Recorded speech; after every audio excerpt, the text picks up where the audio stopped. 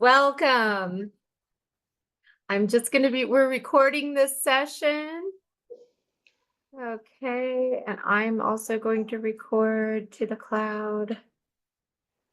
Yay. Oh, you're recording it. Okay, so Yeah, I'm let's, recording from this end. yes, okay. Yeah, so it's recording to mine too then. Hello, everyone. Welcome. I'm Lisa Martin with Silver Spring Town Center, and we're so happy to be presenting Sacred Treks on Spain's Camino de Santiago and Japan's Shikoku Pilgrimage with artist Rachel Ann Cross. We're so happy to have Rachel here, such a wonderful artist, but she's also an avid traveler with many stories to tell. So you're in for a treat. Before we get started, I just wanted to tell you a few things that we have coming up.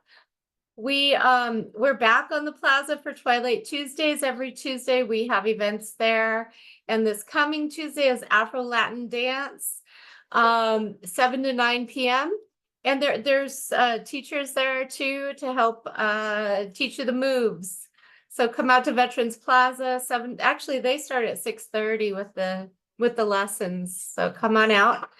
And Wednesday evening at the Civic Building, but inside we have Jewish Voices Through Poetry as we celebrate Jewish American Heritage Month this May, in addition to API Month, Asian American Pacific Islander Month.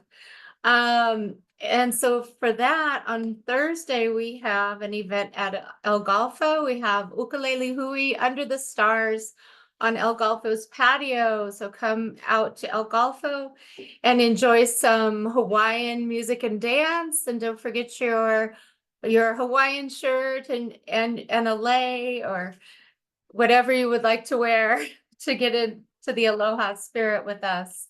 And we have our Silver Spring Blues Festival coming up. It's our 15th year, and it's taking place on June 15th, Father's Day Saturday from 10 a.m. to 10 p.m. at downtown Silver Spring.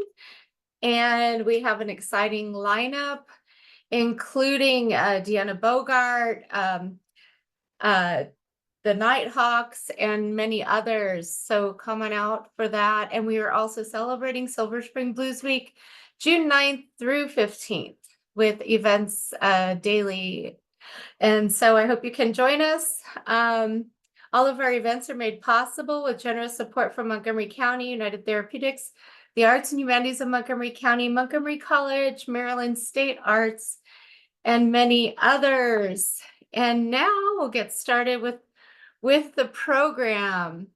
Rachel Yay. Ann Cross is a DC area artist, musician, and arts educator who first began her sacred trekking experience in 2017 on the Camino de Santiago in Spain.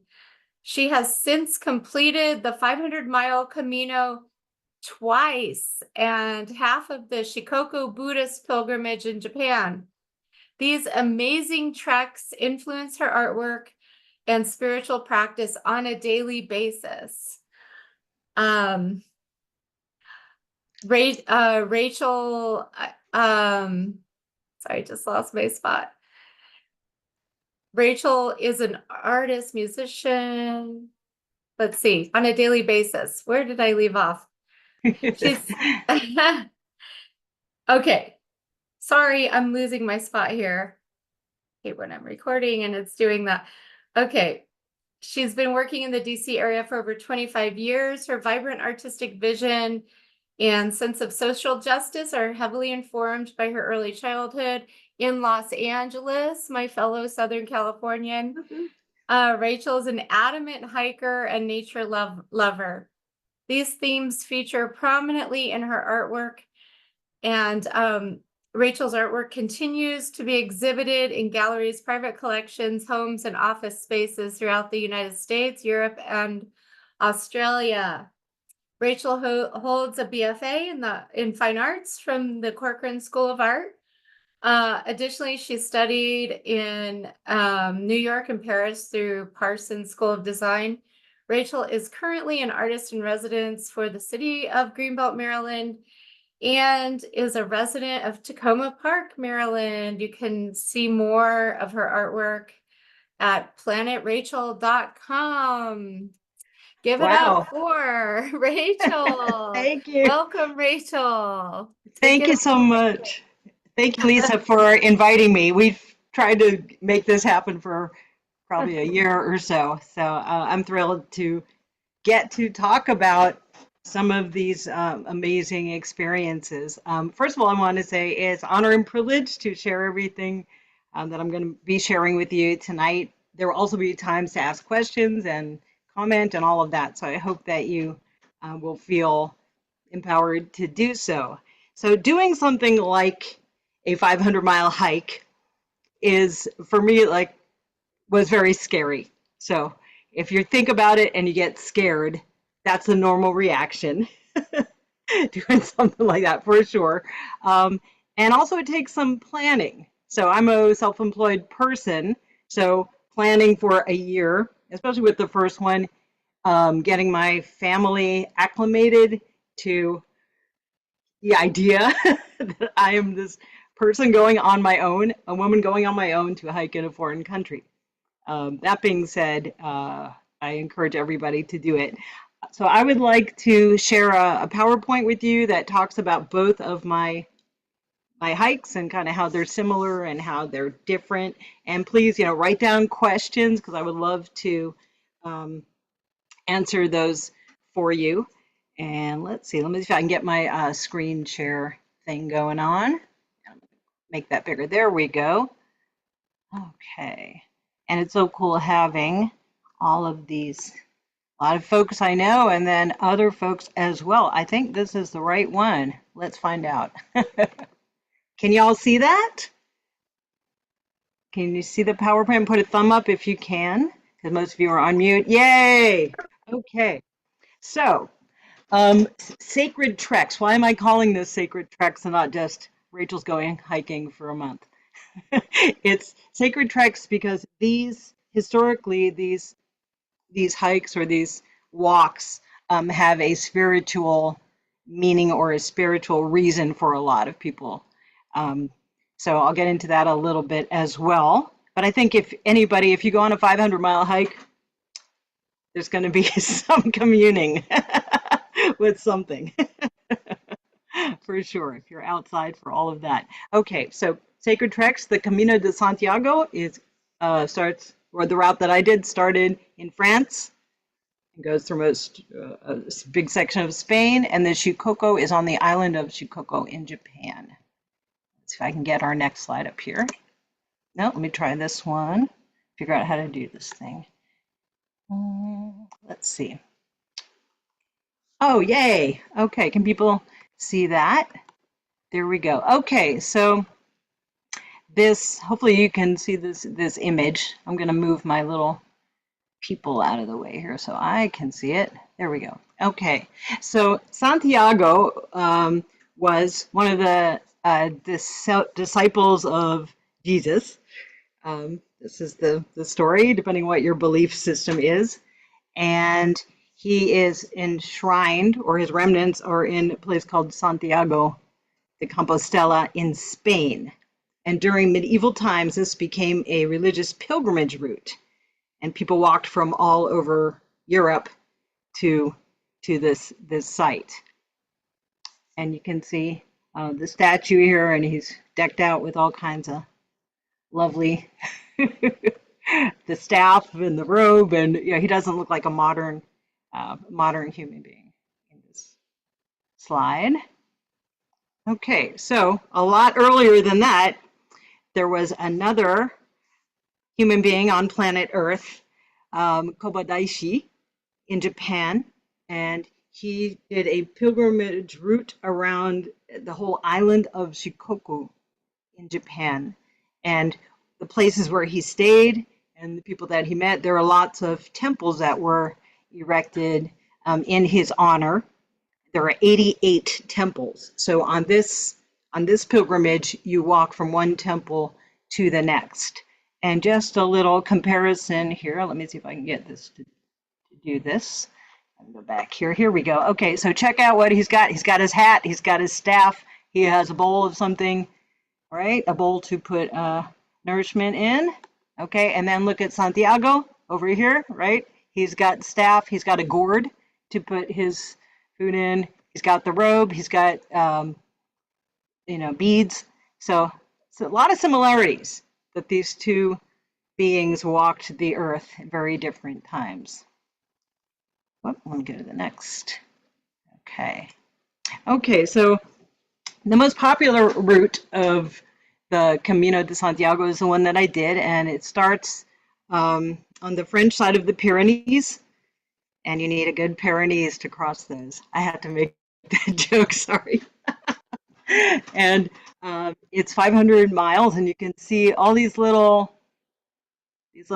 markers here are towns you can stop in. There are lots of cathedrals, lots of other interesting things. Just being outside and experiencing the weather, the countryside, the animals, everything is quite an experience.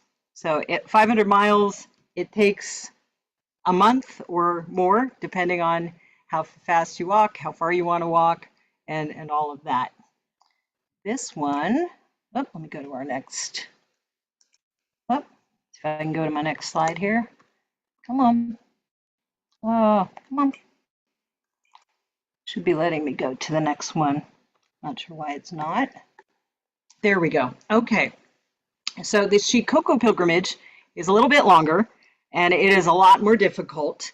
It's not as well marked. You're in more rural areas, but it is also quite the adventure. And you can see you're really going around the entire island. And sometimes you're inland a little bit, going through mountains and forests and rice paddy areas, and sometimes you're on the coast, and you can see lots of, there are cities, there are different distances. Tokushima is a pretty famous city that a lot of folks try to get there before they start their pilgrimage. Okay, so where do you stay, right? You're hiking, you got your backpack. So it's kind of different, and there are different ways to do it. Some people do what I call rock star Camino, which is you're staying, if there is a nice hotel, you're staying in that. And some people can also have their backpacks transported. That doesn't allow for very much spontaneity because you have to know where you're staying the next night. So for me, I liked carrying everything with me. And I stayed mostly in the first two things on here. So albergue is like a municipal dorm. So people from all over the world stay there. It's very communal. It's very, bring your earplugs. There's lots of snoring, but there's also lots of fabulous people. They have kitchens. You can cook together. And they really differ in the quality. And sometimes there's cold water. Sometimes there's warm water. So big variety. And here's a little one, another kind of view of a different kind of a bunk bed. They're mostly bunk beds. I think they want to have as many people in one spot as possible. So if you're doing Camino de Santiago, you will stay probably in something like this. And your personal space is something you need to create on your own. Okay, so Japan is the Shikoku is a very different thing. There are lots of different choices for housing in the evenings, and one of them is camping. And I had a little 2-pound tent and met other people who were camping, and that was great because you can camp near a public bath, which means you can go in and soak up to your neck in hot water after hiking 20 miles, and then you sleep like a log. Or you get used to sleeping on the floor. They have these little futons that unroll. So it's very kind of Spartan, but very comfortable and very clean. So this would be a ryokan, which is a small inn. And the one next to it is camping. Also, a lot of temples have accommodations. And while I was there, I found out a wonderful thing called Henro House. And that is people have opened their homes, and there's kind of an underground network. You can stay with families. They'll cook for you. It's just incredible. So I did some stays at Henro houses as well, or Henro homes. Okay, so one thing that's very unique to both of these experiences is that you end up walking at the same pace as certain people. You end up staying at the same places. You end up preparing meals together with the same people. So it's a communal traveling family. And historically, big groups of people who are moving together are not doing it for pleasant reasons. It's not by choice, right? A lot of times they have to leave for some reason. Actually, a lot of people have had to do that if they look back in history. So this, to be intentional, part of an intentional traveling worldwide family, is an incredible experience. And very interesting things happen, like while in Spain on the Camino, meeting people from the Shikoku from Japan, people who are advertising to come and hike in Japan while they are hiking the Camino. So there are groups of people who really like doing these. I'm not the only one, obviously, right? You meet folks from all over the world. Okay, and some of the folks I met in Japan. In Japan, it is mostly Japanese people doing the pilgrimage. So the few Westerners that there were, we kind of got to know each other and recognize each other. So how do you not get lost? Well, actually, you do get lost a lot when you're on these, even though there's clear signage, there's construction or it rains or you miss something. But part of the challenge and part of the adventure is learning how to ask for directions. And I chose to be unplugged during the day because I wanted to have little guidebooks and things that I used instead. So getting lost, even with a guidebook, happens. But again, part of the adventure. So in Spain, there are these, you'll see these arrows, and this is a sign for Shell. That's everywhere. And then even in the streets, when you go through a city, they've got these little arrows. So if you look around, you usually do find your way. And in Japan, there's all different. Some of them are handwritten. Also, I didn't put a picture of that, but there's very different ways. But I like the one that says go this way. This is kind of with the big, hand pointing. So yes, I got lost every day, but that was part of the adventure. So after walking 500 miles, 750 miles, however far you're going to go, and on the Camino, you can go the last 100 kilometers and still get your credential. But what's really fun is that each place you go to, each town, each cathedral, they have a special stamp. And each one is very different. It has the name of the town, and it has a date. And then at the end, you get this official stamp when you get to Santiago. So it's becomes a little bit like a game, but also you have this wonderful moment. You have this wonderful souvenir of your experience, and to look back and see all these designs. And if you go into a bar, they'll have a stamp. So it's quite a thing. I had to get 2 of these Camino passport books because I filled up the first one. So it's a kind of a different thing in Japan. Similar concept, but you get a beautiful book that has a rendering already in it of each of the 88 temples that you visit. And while at the temple, there's a monk or a nun or a volunteer who will write in calligraphy the name of that Buddhist temple, and also they have official stamps where they do the chop block. So that is quite a beautiful thing. It's also kind of heavy, but it's worth carrying the miles. So move this down a little bit. So doing all these, being an artist and doing these pilgrimages. Whoops, let me go back to the other one. I wanted to be someone who was just taking in all the experiences. So not sitting there and hiking, sorry, sketching at the end of the day, but I took photos if something caught my attention. And there were certain animals, certain creatures, certain, even your own gear. Like if you have a good pair of boots, that becomes a holy relic when you're done. If you don't have a good pair of boots, then, you know, it's challenging. But all of these, you know, in Spain, it was very wet at the beginning. There were a lot of snails. That little painting of a goat is from Japan. I call it goat looking up because there was a goat looking up. So all of these have meaning, and they were inspired by photos I took during my hikes. And that was for the first two hikes. I was really focusing on, you know, the sacred in the everyday, and I used gold leaf on all of these little paintings in both, you know, in the cathedrals as well as in the Buddhist temples. There's lots of gold, and things that are really honored, they use gold. So I thought I would give the same honor to the encounters I had and my experiences. There's a couple more. Lots of cats in Spain. And those are two of my friends who are faster walkers.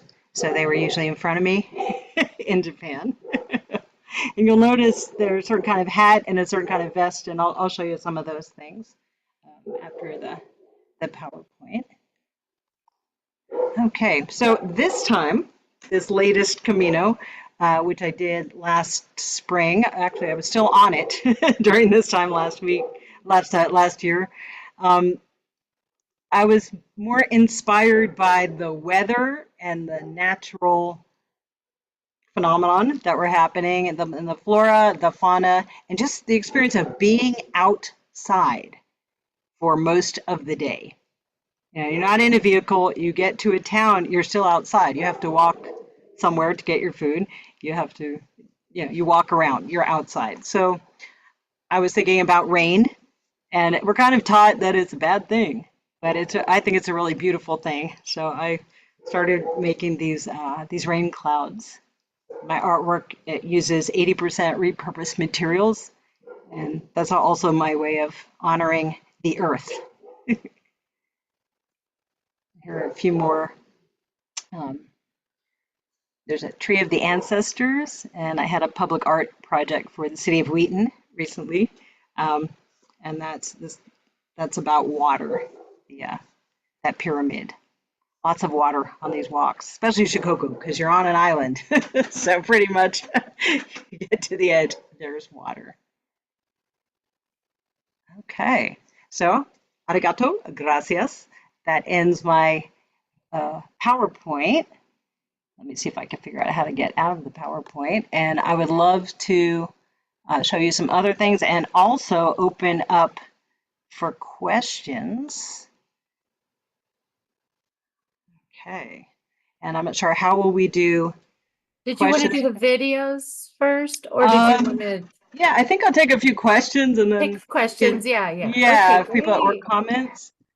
Yeah, someone asked in the chat, John, did you want to ask your question to Rachel? Or if you want to read it, I will Or respond. I can read it. Okay. It's he just asks, how long did each trip take? Okay. So the Caminos were a little over a month. I gave myself a little bit over, maybe 5 weeks or a month and 4 days. And I could have taken 6 or 8 weeks even and really taken my time.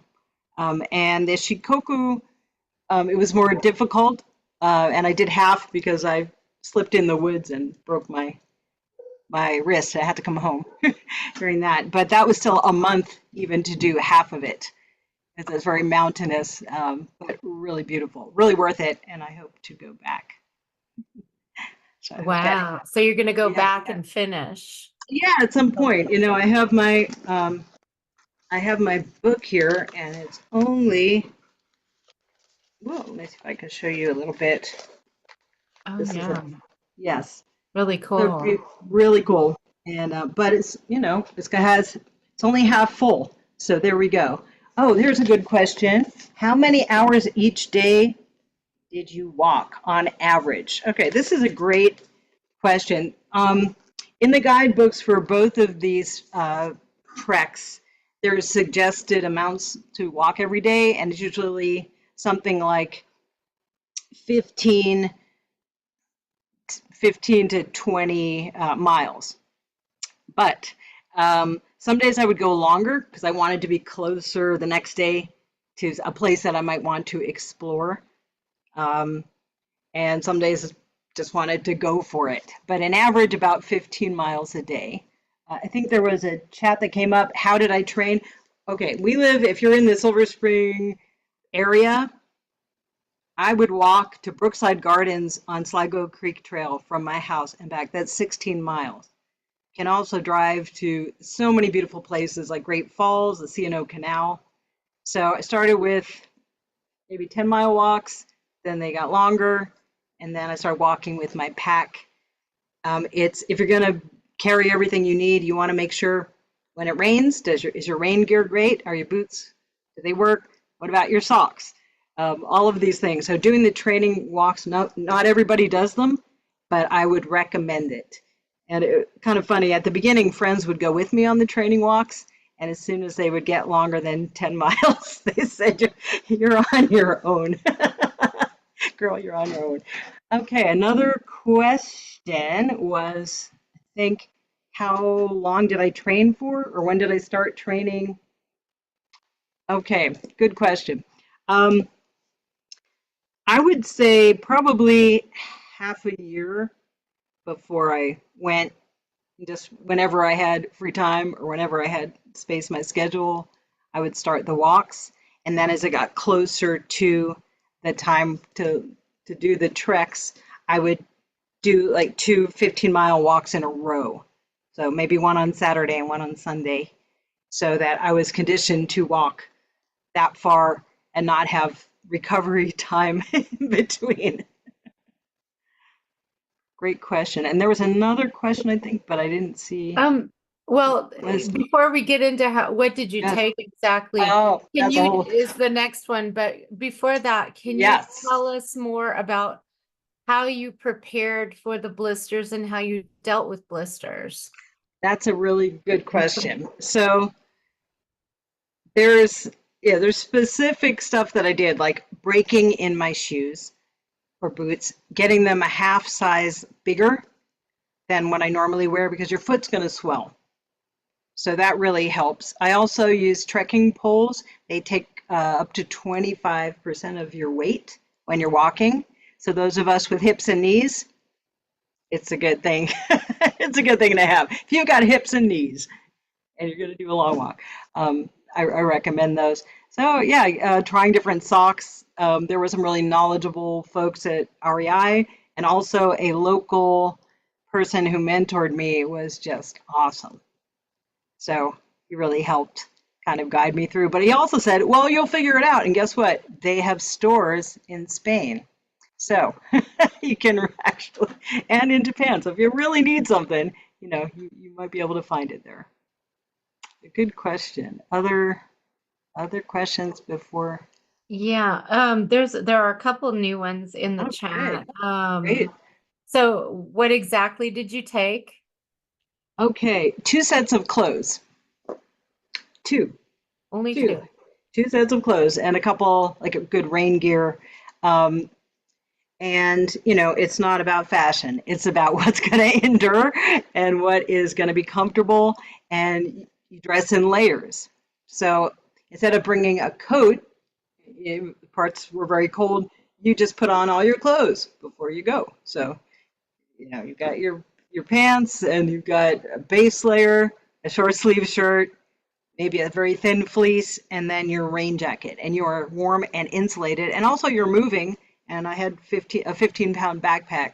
So when you're moving, you are warm also because you're walking. Someone asked how heavy was the pack. Yeah, about 15 pounds with the water and the food. And I shed some of the things I brought with me on the way. I saw. Rachel, in terms of what you took, did you Did you take any other shoes like sneakers and maybe flip-flops for the showers? That's a really good question. And I took a pair of hiking sandals.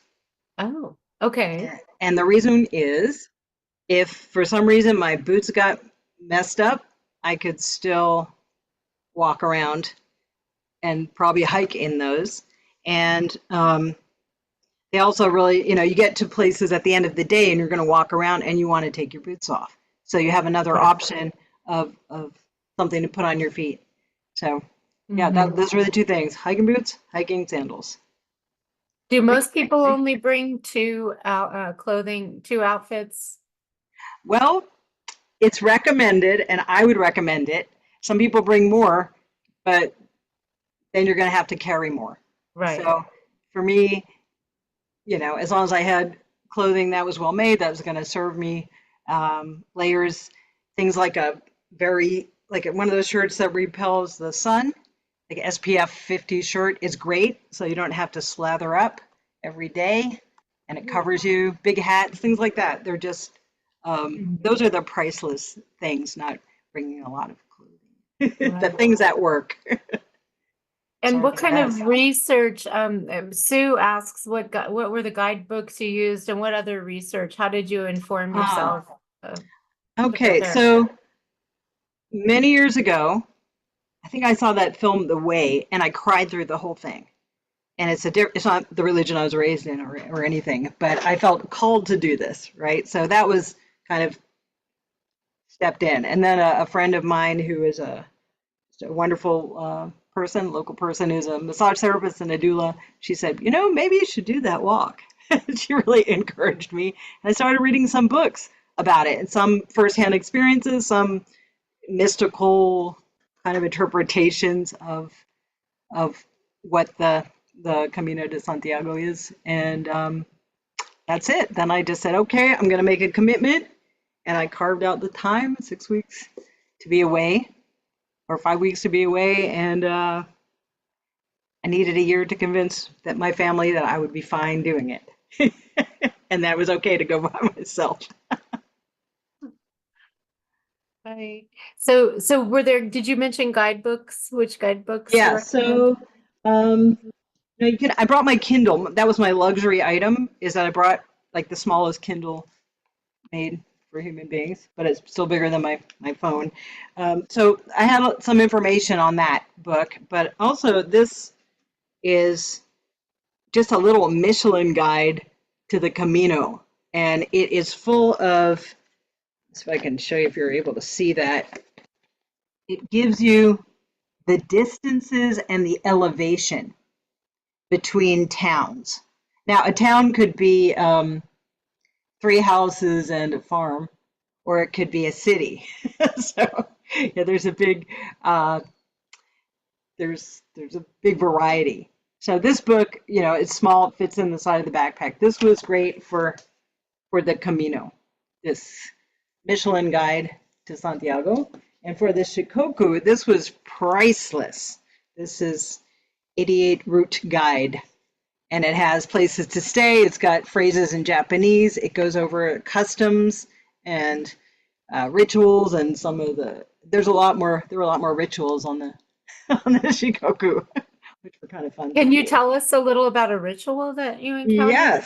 Yes. So um, let me show you. So one of the things that the pilgrims do is they wear this white, I'm showing you the back of it.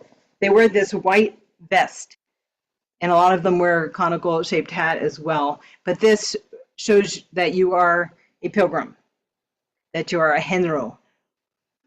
So you are recognized as that. So this vest goes over whatever smelly other clothes you're wearing. Um, and then a wooden staff is also with the name of Kobodaishi and some prayers usually incised into the side of it with a lovely little cover. So those are things that you wear. And when you get to a temple, the first thing you do is you wash your hands, usually a ladle or something. You wash out your mouth. You ring a bell. There's some kind of bell. You light incense and you say some prayers, and one of the prayers is the Heart Sutra, so for opening the heart. So I did all those things, and those are not things that I normally ever did before. But the ritual of it was really kind of comforting, is what I can say. The ritual of taking the time to do a spiritual practice, think about people at home. You can say prayers for people, think about ancestors, think about the people who have supported you so that you were able to do something like the Shikoku. So that was really, really interesting, just to be immersed in that culture. Right. Okay. Well, and I was hoping you would tell us about the meditative experience, since you're touching on that. How is it, how would you compare it, the two experiences, meditative wise? Well, there's something really amazing about getting up while the sun is rising, or even before the sun is rising every day, and experiencing the birth of the day and being outside for it. And then just starting your walk and having a very simple agenda compared to the rest of your life. So to intentionally choose, even like what you do every day, is it becomes a ritual. Okay, I'm going to get up at 6. I'm going to walk for 2 hours, and then there'll be some place where I can, in Spain, get a cup of coffee, and then I can talk to people after the coffee. And then when you get to your destination, okay, the set of clothes you were wearing, you hand wash it, you hang it to dry. You find some place that is open, for me, like a little bodega, and I get some ingredients, and maybe I met a friend who has got some other ingredients, and you make your meal. So that in itself, breaking bread with people, taking care of basic needs, is a huge part of the ritual. And walking quietly was incredible, and more so in Japan because there were less people. But walking quietly and just experiencing and being present, having the time to think. And when you're walking, you're in a rhythm, so something is also happening there. And when you're in a wooded area, you're getting a lot more oxygen. So on a molecular level, your body is also changing.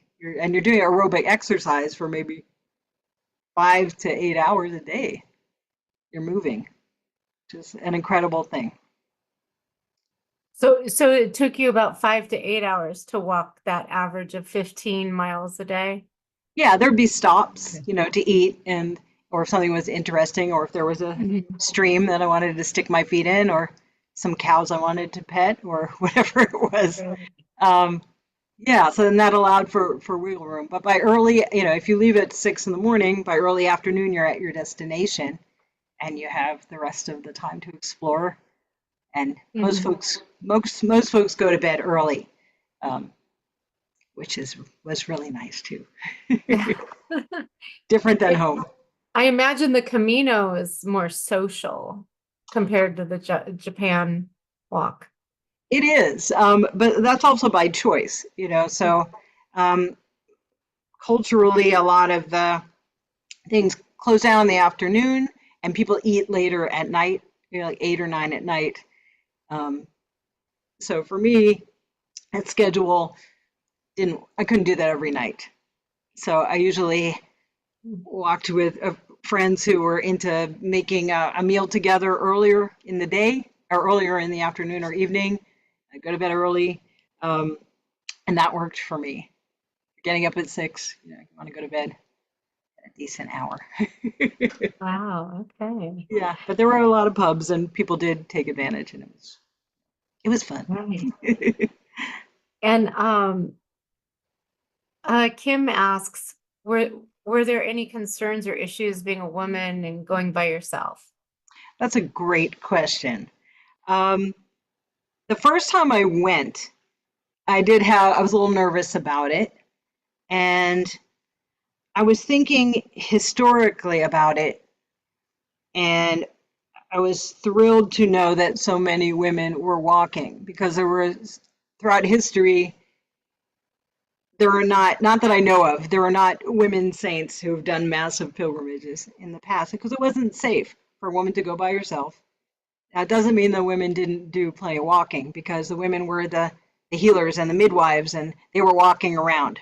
But if they had to travel any kind of long distance by themselves, maybe they were dressed as a man, or they traveled with other people, or they traveled by cover of night.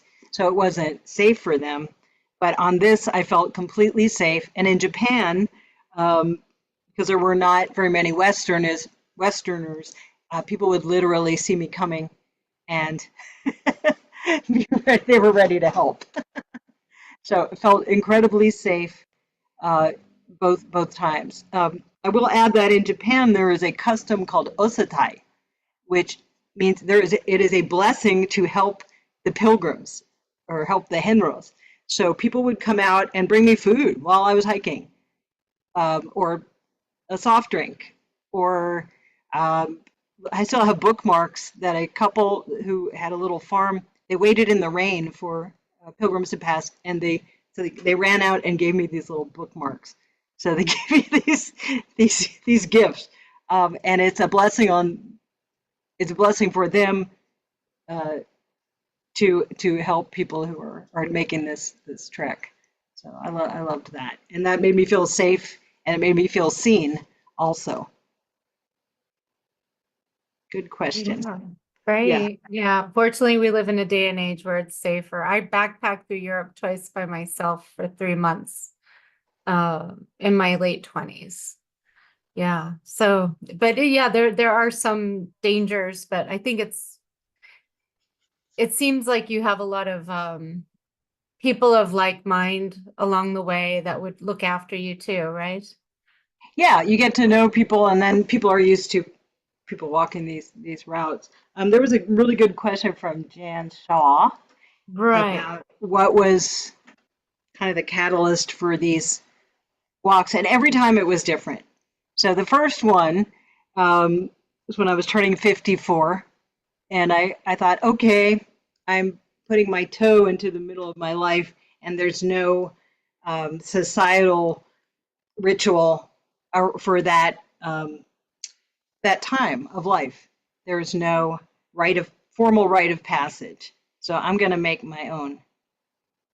And I called it a walk for inspiration because as people who are creating all the time, we don't have we have an unlimited imagination, I think, but we need that needs to be fed. So that was kind of my focus. Other things, of course, come in when you get there, things you didn't know about. So that was number one. First Camino. The Shikoku was kind of, okay, I did the Camino. I heard about this thing in Japan, and I really want to really go to a world that's very different and someplace I've never been. I'd never been to Asia and never been, to Japan or anything. So just to put myself in a very different cultural experience and be inspired by that. And I was, and challenged. And the last one, when I returned to the Camino last year was I turned 60. And again, feeling like, okay, this is time for another rite of passage. And as an artist, to experience the world. And also after being shut down and locked down during the pandemic, I felt like we really needed to celebrate being together and being human beings and experiencing the world, and also to be a representative of myself, my family, my city, my state, my country, and hopefully be a positive representative of all of all that this area has to offer. It's people, after all that, after our, not to get too political, but we didn't have that many fans overseas. and coming from out of a very divisive and isolating situation to be an advocate and to be a representative of your country and your culture was a great privilege. Right. What years were these that you went? 2017 was the Camino. 2019 was the Shikoku, and then 2023 was the second Camino.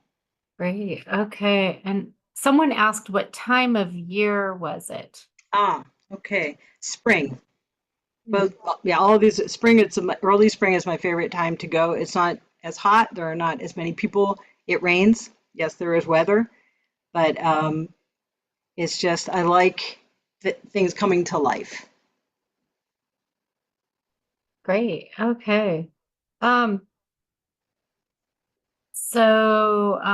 John mentions he walked in the 90s, he walked sections of the Camino Frances with Spanish friends Yes.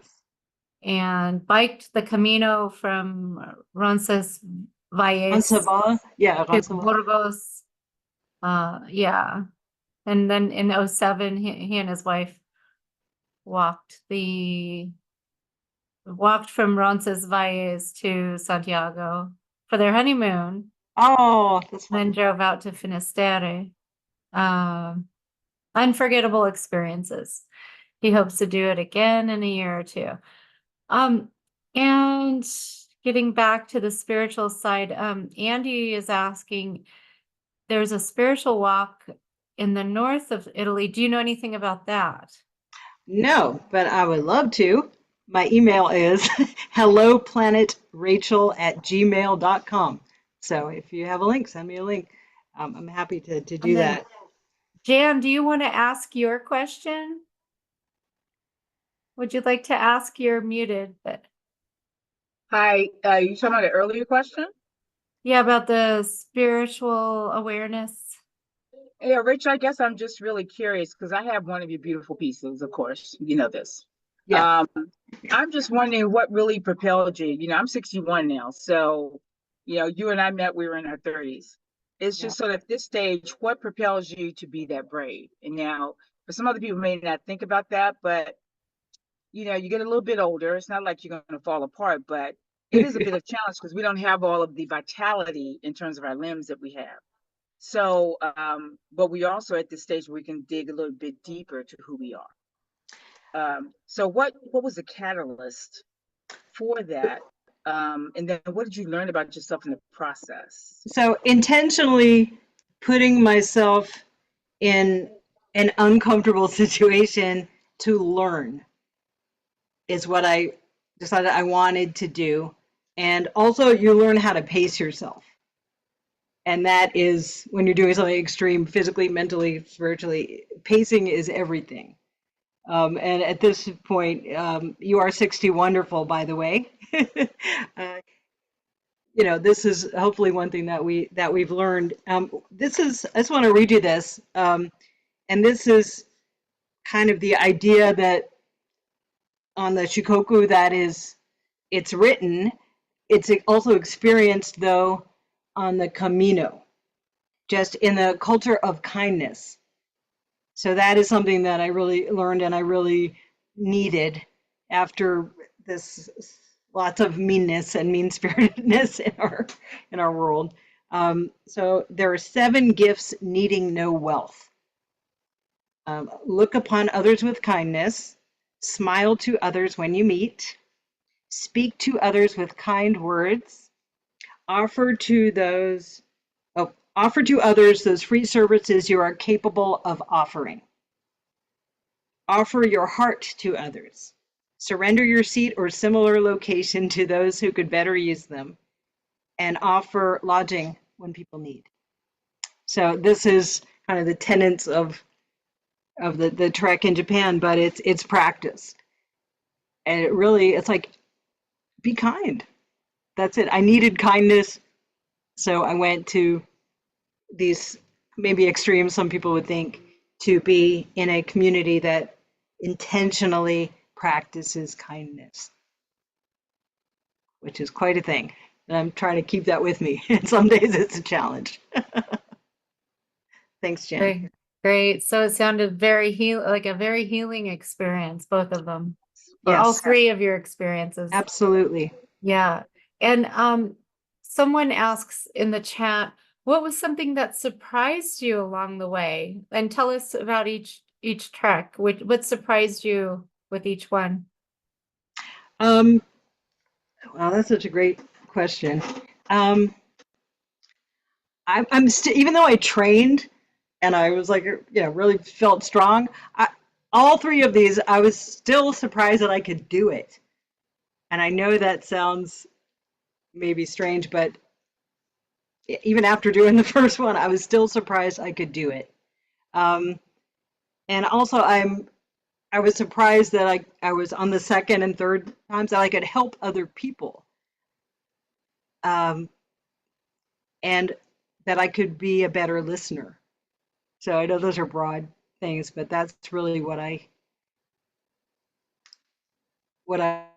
took from it, is being quiet and being helpful. Those were big surprises. Culturally, there were some really funny things in Japan, especially just if there's English used, sometimes it's used in really fun ways. There was and interesting things like there's a vending machine with liquor in it by the side of the road where there's nothing but rice paddies.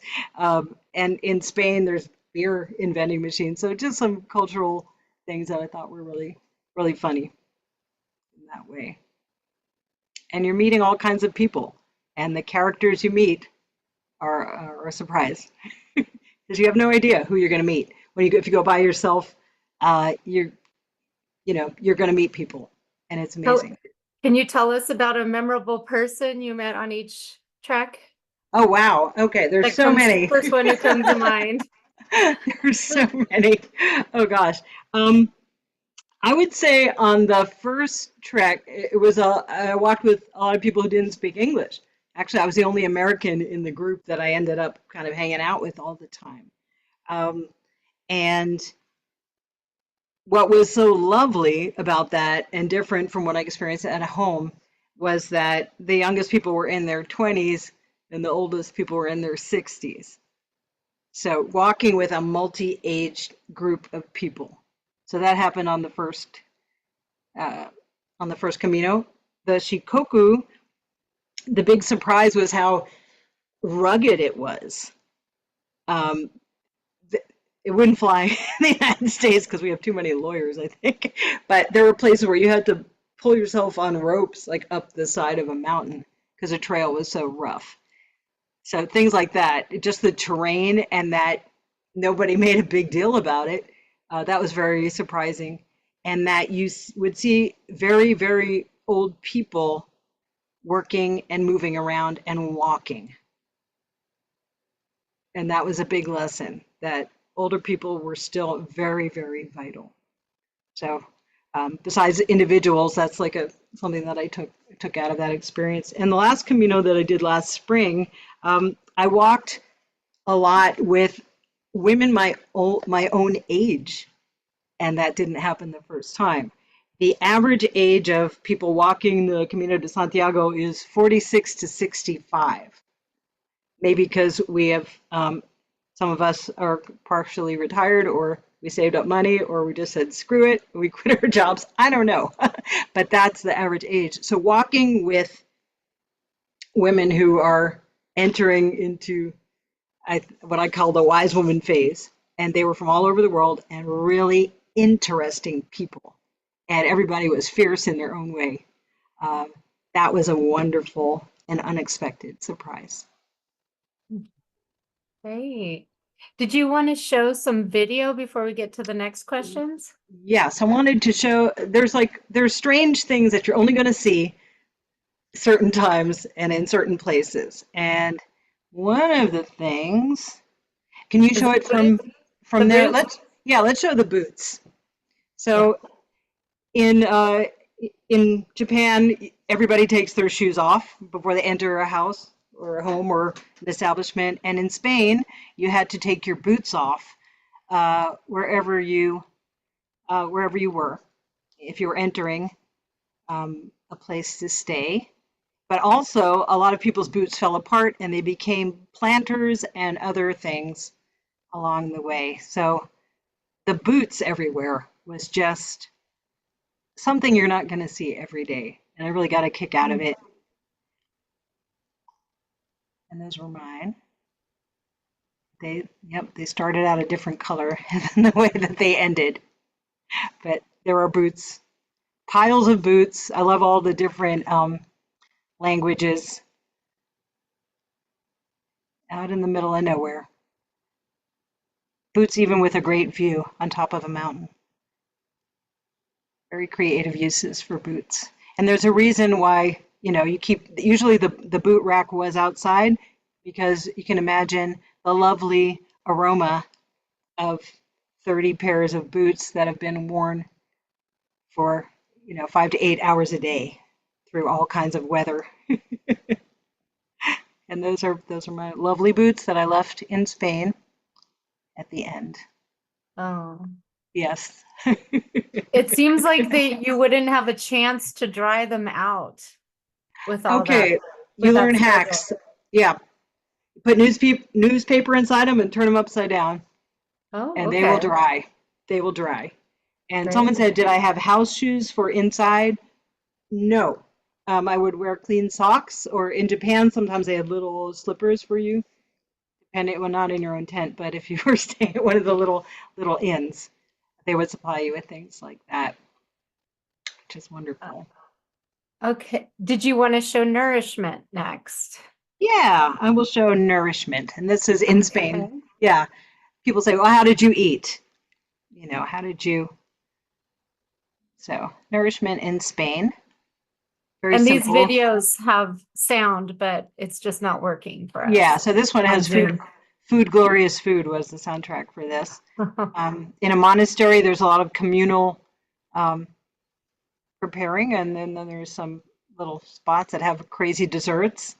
You really can experience everything. Best gazpacho in the supermarket, in the middle of like fields. Someone set up in containers, one of the shipping containers, a coffee place.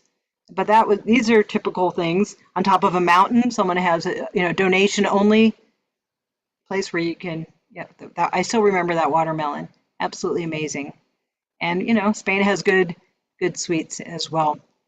But typically, lots of eggs, lots of coffee, always carrying dried fruits and things, so that you're not getting hungry. The cherries were ready when I was walking through. And there's lots of wineries and places like that. Great bread, cheese, tomatoes. And that's pretty much was a big part of what I ate every day. Just some of the things.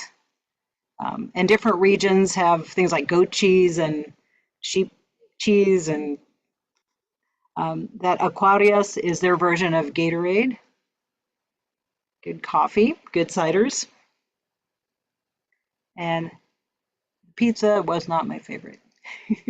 They also eat octopus, which after seeing my octopus teacher, I will never eat again. And they have some different kinds of seafood.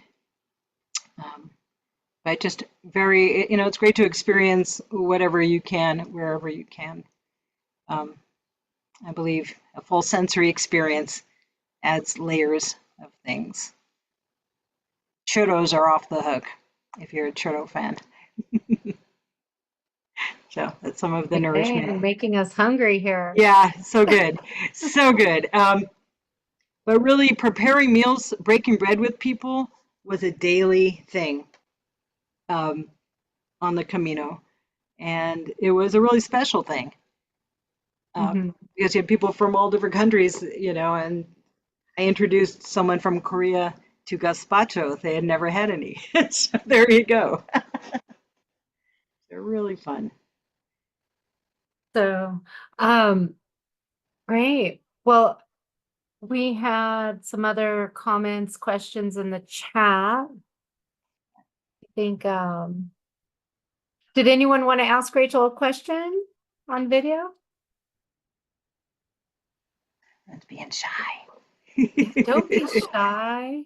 That's okay. I know some of these folks, and they are not shy in person. Oh, my friend Sharon is here, Okay. your fellow artist, Sharon. All right. Auntie Africa. Do you know Sharon? I don't think I do. I need to know her if I don't know her. Maybe she has a question. I don't know. Yes. Where did she go? Oh, I see her. Hi. Okay. No, I don't have a question. I'm just fascinated. Comment. This is wonderful, Rachel. I don't think we've met, but Oh. I mean, just what you've done. And I think the other woman said the bravery, the courage, is just phenomenal. And I'm inspired. So Yay! I'm inspired. So thank you. But I don't have a question. Okay. I just want to Okay, tell folks, good to you see know, you, Sharon. yes, and I hope to meet you in person sometime Yeah, soon. really, Yeah. this year is that year. I'll see people in person. Someone says that they tried octopus in Japan and it was like chewing on rubber. I hear that. Oh, Oh, and okay. Carlo says thank you, thank you. So I want to acknowledge that I am our country right now our soil is not at war. I was able to save up money to go on these adventures. I have a great spouse who understands that I need to do this. My family, the rest of my family got used to it. My friends, most of them are still my friends, but it is from a privileged position that I am able to do these treks. It was by choice. I wasn't forced to walk 500 miles. People are forced to do that. So I acknowledge the history of why people have been forced to walk and that I chose to walk is a very different thing. And yes, for me, a middle class person living in Montgomery County, Maryland, it did feel brave and it is a challenge. And I hope to do another one, different route next spring. So I appreciate your comments. Yeah, for me, it feels brave, but I also feel like I'm not the bravest one out there. For sure. Great. Well, yeah, that's great. What about did you want to show creatures? How about that video? Oh, yes. Okay. Yes. Let's show Let creatures. me share Yes. screen. There we go. And this is, I got better at making films when this last Camino. So I don't have a movie of Japan, but here we go. Creatures. Here we go. On the daily, you are communing with cows and horses, and the cows and horses, and when it's moist, the snails, the cows and horses and sheep that live in the Basque area are really hardy. Not that one. Goats. So for, an urban person, and African storks, they roost in Spain along the Camino, which is amazing. So every day you're seeing all kinds of animals, and I loved that about the Camino and in Japan as well. These giant storks are everywhere. This is some kind of pheasant. That was part of this, hung out at some cafe. Horses. How often do we see these kinds of animals in our everyday life? So they really made it special. And to be, I guess, quiet and not and non-threatening enough to have encounters with animals was also great. Lots of cats. And I love that they're just kind of hanging out. Big slugs. If you're not a fan of slugs, might not be your thing. Every morning, if you didn't have an alarm, you had one. There's always chickens around and very large dogs to pet. Yeah, I got my dog. I missed my dog at home. Sometimes traffic jam is because cows are walking down the street. Actually, often.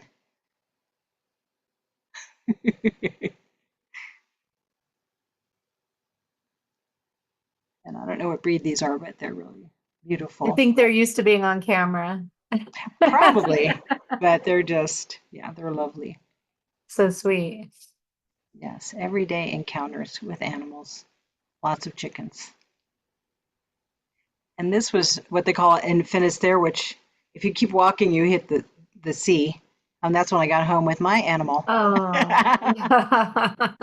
She still recognized me, so I She was was happy. so happy you came Yeah. back. Yes. Great. And then you just had one more video if you want to. Should we show that one too? Sure. Mountains called Mountains.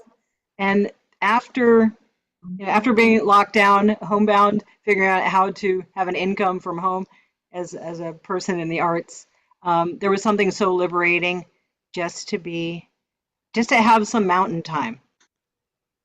Yes, and Jan says, yes, cows are seen as sacred.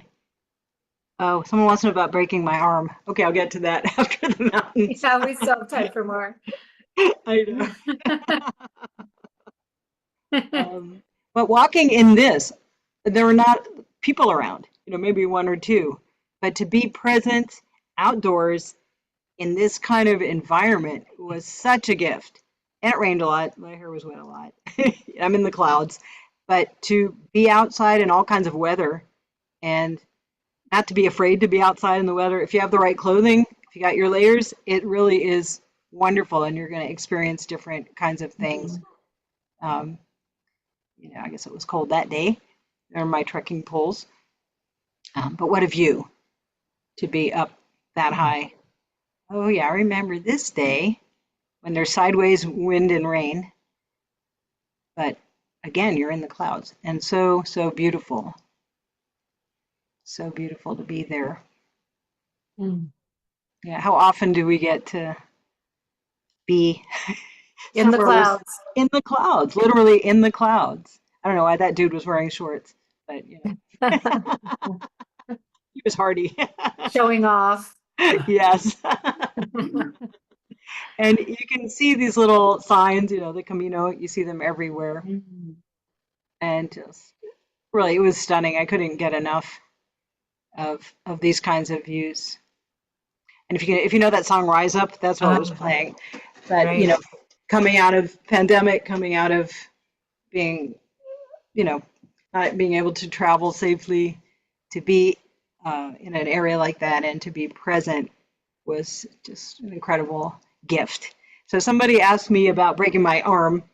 I have to tell you, after walking almost, like 400 some miles, doing the heart suture every day, sleeping in tents, just, I was so blissed out that it was like, oh, okay. I've never been that not anxious in my life when something happened. I went out to the road. I flagged down someone. I went, it was the mailman for a town. He drove me to the local clinic. They called the local English teacher, took me to a bigger clinic. And, I got home. It took me a few days to get home, but I was very cared for. And at that point, I think that's the only time I've really had radical acceptance in my life. But it really, truly was like, okay, I guess it's time to go home. And this is what happened, and everything's cool. The wrist is working. Right. Yeah, and it was just, I used their traditional stick that you walk with on the Shikoku is a wooden stick, and that's different than my two trekking poles. And a mossy, rocky forest path and a wooden stick are not a good combination. So when I return to Japan, I'm going to forgo the traditional stick and take my trekking poles. Oh, the trekking poles are more Yeah, stable two. then. Yes, and this was one slippery wooden stick. So Oh, yes, right. but a huge but a huge lesson in asking for help. A huge lesson. How could you not ask for help if something happened, and just going with it? So that was really amazing. How was the medical facilities along the way on both places? And did you get sick or have any other medical needs along the way, or encounter people who did? A lot of people had blisters and a lot of foot problems. Their boots they didn't get boots or shoes that were bigger. They didn't break them in. That was, there's so much advice to tell you what to do, and a lot of people that ignored that had a hard time. And some people who didn't ignore that had a hard time as well. But that really, that really affected people. Some people had to go home that I met at the beginning who I really liked because they just didn't have the right gear and they hadn't tested it out. So, yeah. And is there something you would do differently aside from bringing trekking poles? I think I would bring less stuff. I've been thinking about it. Like, what can I leave out when I return? Hopefully, I'm going to plan for it anyway. It's good to make these plans, even if you have to cancel them.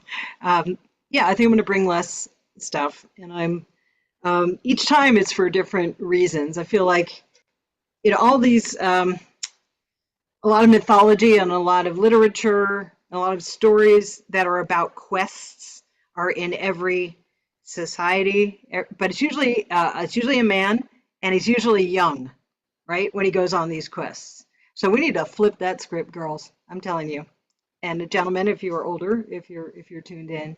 So that's kind of in my mind. Okay, this is my quest, but maybe the first Camino was the first layer, the Shikoku was the second layer, last year's Camino was another layer, and I think next spring I'll be doing the Crone Camino. That's and maybe become a little wise and maybe listen more and learn more. What is the Crone Camino? Well, for me, that's entering into 1 foot in becoming an elder or an older person. A lot of my friends are retiring now. I'm not, because I'm an artist, so that's never going to happen. But Right. yeah, that's fine.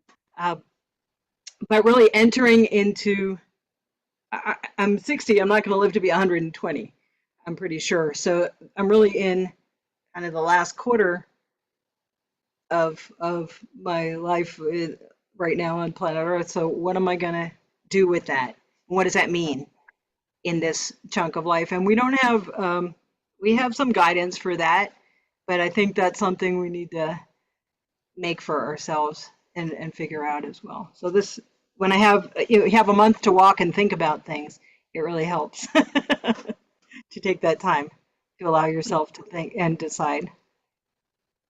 Someone asks, what is your early sacred background or religious upbringing? And I would add to that, how did it change, if at all? That's a really good question. So my family is Reformed Eastern European Jews. And I think for me, it was always more about the food and the get-togethers. But I didn't have a spiritual experience within the structure of that religion. It was more like identity and family and culture and matzo ball soup and fun stuff like that. So putting myself in other arenas for spiritual beliefs, I see the commonality, and I think it comes in the community and in the being quiet and in being present. And for me, it also comes with being outdoors a lot, so, being in nature. So, I still, I hosted Passover for 17 people this year. So that part is still important to me. But I feel like to have an inclusive spirituality is what is working for me. And if there isn't a rite of passage in the confines of the spiritual system you grew up with, make your own. I encourage everybody to do that. Make your own. Okay, great. And someone asks, did you read Joyce Rupp's book about walking the Camino with her friend? And I would also ask, do you plan on writing a book about your experience? People have asked me that. This is as formal of a presentation as I've done so far about these experiences. Someone said maybe a podcast about women who walk. Who knows? Shoot me an email. Let's talk. Yeah, you should start a podcast. I think it would be Yes, popular. that would be fun. Well, any final questions for Rachel? I see people lighting up their screens and Come on, walking. Rachel, how do we get in touch with you? How do we get in touch with you? Oh, great question. And I also want to say I'm happy to mentor people about walking, about doing the Camino, about doing the Shikoku. People mentored me, and it was invaluable information. So my email is, and maybe someone can write it in the chats because I'm not I'll technically put it in savvy. the chat. Okay, so it's one word, hello planet Rachel, Rachel Rachel at gmail.com. So I'm happy to talk to folks about walking. And when I start training for reels for the next one, which will probably be in February of next year, if you're up for 10 miles, let me know. And I believe your website's Hello Planet Rachel too, right? Yes, .com. yes, Okay. yes. Great. Wonderful. Thank Go you. check out Rachel's beautiful work there, and just to echo some of the comments in the chat, you're so inspirational, adventurous, and just amazing. You've inspired us all, and I'm trying to wrap my brain around how can I do it with my ability, which is not as much, but I always wanted to maybe try it, but I don't know. I don't know if that will be something I'm able to check off my own bucket list. Of course, it would require a lot of training. Yeah, and a lot of people just do a little section or a little section one year, another little section. And, you know, Camino means the way. So whatever is the way or the path that's going to get you into the next phase or into improving your art or your whatever it is that you're striving towards. Everyone's Camino is different. It might mean changing a career. It might mean downsizing. It might mean getting more exercise. It might mean cutting out red meat. I don't know. I'm just throwing things out there. But the Camino doesn't have to be the Camino de Santiago. Your spiritual trek doesn't have to be the Shikoku. It can be that you made a decision and you're working towards it. And every day you're taking a step towards it. Paso, paso, step by step, step by step. Paso, step by step. Oh, And yeah. you're Cieno planning Canal. another, tell us what your next Camino is. So actually with people I've walked with on both Caminos, there's a northern route that hugs more, it's more in the Basque country, and it is more along the coast before you drop down to Santiago. So that is, oh, thank you, Jan. That is, yeah, so that's in the infancy stage for next year. I think that as soon as you start thinking about it is when actually the planning starts. You know, the Camino starts as soon as you get the idea that you want to do it. Great. Well, that seed has been planted and it's growing growing strong. I can see. So thank you so much, Rachel. And we will have this recording on SSTCI's YouTube page. Yay. Yeah, so thank you everyone for joining us, and keep us posted if you do one of these walks in Spain or in Japan. And we look forward to seeing you again soon. Thank you again, Rachel. Yeah, and thank you, Lisa, so much for having all these cultural programs and including me in this one. It's been awesome. It was a pleasure. Yes. Everyone have a wonderful rest of the evening. Sayonara. Okay, ciao. Sayonara.